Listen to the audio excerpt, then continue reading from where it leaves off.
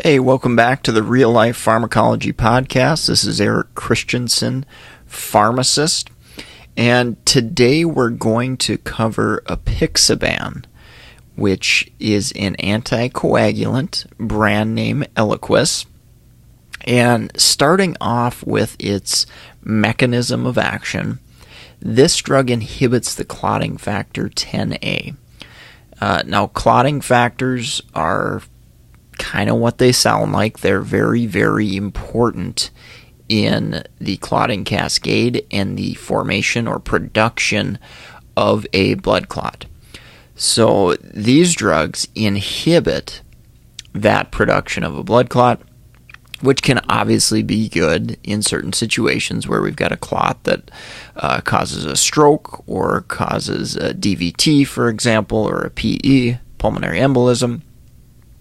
These drugs can help prevent that and or treat that in certain situations. So when we go through that mechanism, the obvious downside or potential for concern is that we thin out the blood and thin it too much. So bleed risk is a big, big concern with any anticoagulant.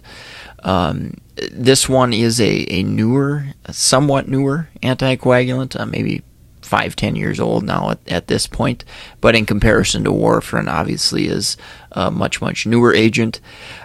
That leads to the potential downside of cost issues.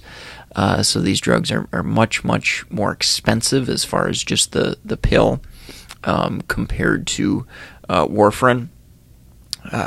Unique advantages. Okay, so why would we, in a patient with atrial fibrillation at risk for thromboembolic stroke, why would we use these drugs instead of warfarin if they're more expensive? So the really nice thing about this drug in particular, and I'll talk about some of the others like rivaroxaban on an upcoming podcast, but with Apixaban and the others, these drugs have a stable dose. So with a fixed dose, patients do not need to come in and get their INR done.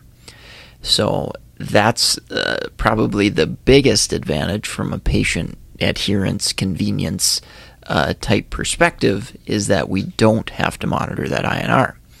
Now, with that said, I've had a lot of patients in practice that are not adherent with medications, and you may not be very comfortable with a medication where we don't have to monitor that INR, because that INR does tell us a story and can help us potentially identify if there's adherence issues or other concerns going on that have led to kind of altered concentrations in the blood.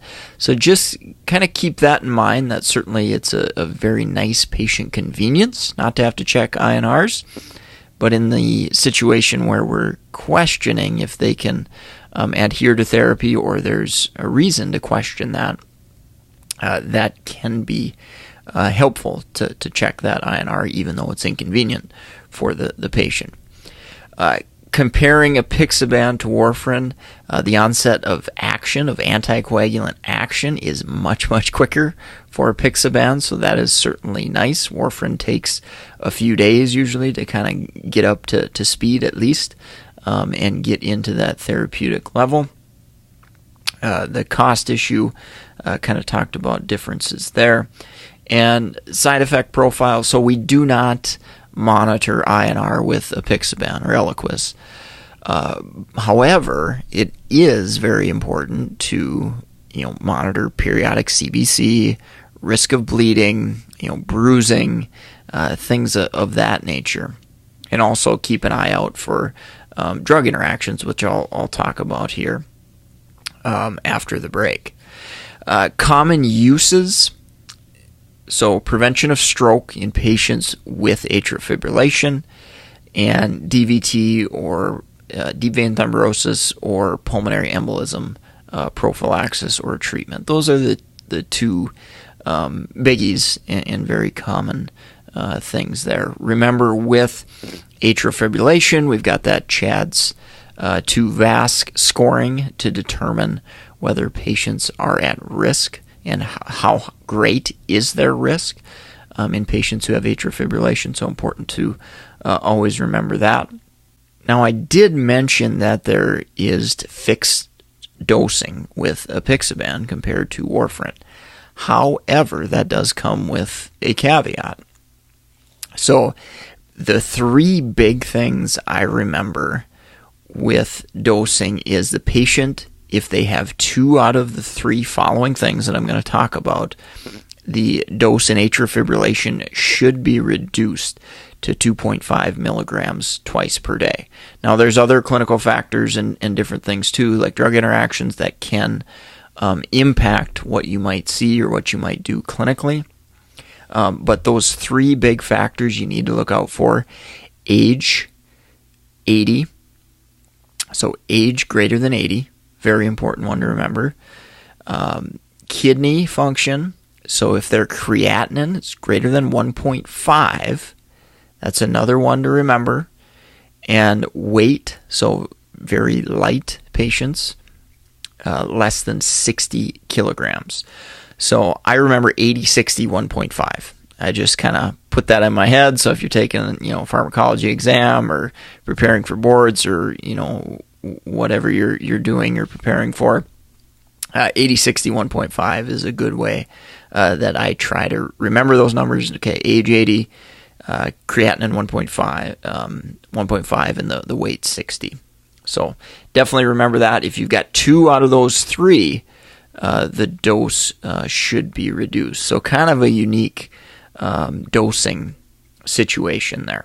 So we're going to get into drug interactions, but I want to make note that I have updated NAPLEX, BCPS, BCACP, BCGP study material content. So if you're a pharmacist, pharmacy student, looking ahead to 2019, I have historically updated my study material content in the September-November timeframe. So those are all up to date, ready to go if you're seeking board certification for a pharmacist in any way, shape, or form. So NAPLEX, BCPS, BCACP, and BCGP content is ready to go, and you can find that at meded101.com. Now let's get into drug interactions, and when I think about Apixaban and drug interactions, I definitely feel a little bit more comfortable than I do with something like warfarin. Warfarin tends to have a lot more drug interactions. However, there definitely are some significant ones with Apixaban that you should think about. And just a little tip, maybe you've got a patient history or their medical background a little bit. So what I think of is seizure disorder, HIV, and potential cardiac arrhythmias and things like that. If you see any of those potential diagnoses, and maybe potentially also an infection of some sort, if you see any of those potential diagnoses in a patient that's taking Apixaban, definitely be sure to check their medication list. So there's HIV meds that can interact with Apixaban. You've got to remember that.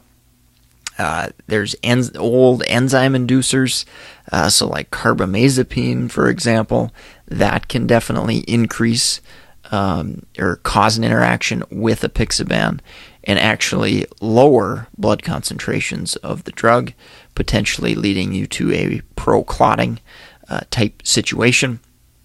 Rifampin's another kind of classic enzyme inducer, St. John's wort. Amiodarone can, CYP3A4 inhibitor can increase concentrations, making patients more prone to bleeding, for example. So those are kind of some of the drugs that I think about when I think of a patient on Apixaban that I'm keeping an eye out for. Again, not a totally exhaustive list, but definitely something you should think about and look up if you're not sure. Of course, any medication that increases the risk of bleeding, that is going to be a potential concern or a monitoring sticking point that we should be paying attention to. So you got a patient on aspirin, you got a patient on Plavix, Those are two commonly prescribed antiplatelet medications. Other things I think about, over-the-counter NSAIDs, classic example of a medication that could cause a GI bleed. That Apixaban, thinning the blood, could even kind of ratchet up that risk. So I think that gives you a good sense of some drug interactions and some things to think about with Apixaban. I think that'll wrap it up today. Remember, got that free giveaway. It's a 31-page PDF at reallifepharmacology.com. Go check that out. If you love the podcast, leave us a rating and review on iTunes or wherever you're listening. Incredibly important to us and greatly appreciated, certainly, for those of you that have. So we'll wrap it up for today. Thanks for listening. Take care and have a great rest of your day.